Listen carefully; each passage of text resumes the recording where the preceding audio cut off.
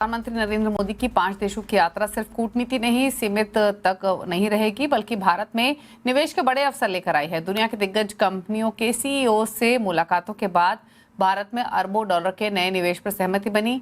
क्या डिटेल्स हैं, समझते हैं हमारे संवाददाता रोहन सिंह से। रोहन, बताइए। जी, प्रधानमंत्री नरेंद्र मोदी की 5 देशों की यात्रा जितनी सफल रही डिप्लोमेसी के लिहाज से, उतनी ही इंपॉर्टेंट रही इन्वेस्टमेंट के लिहाज से भी।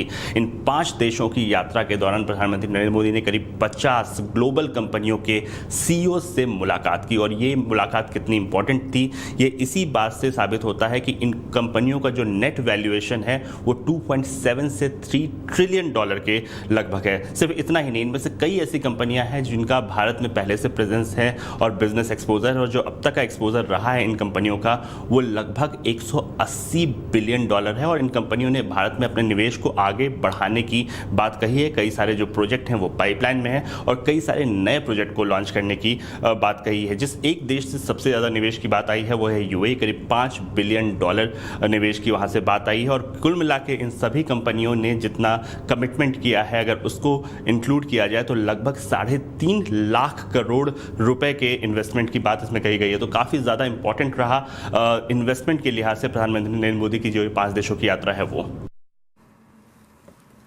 शुक्रिया आपका रोहन, ये डिटेल्स बताने के लिए। लेकिन इस बीच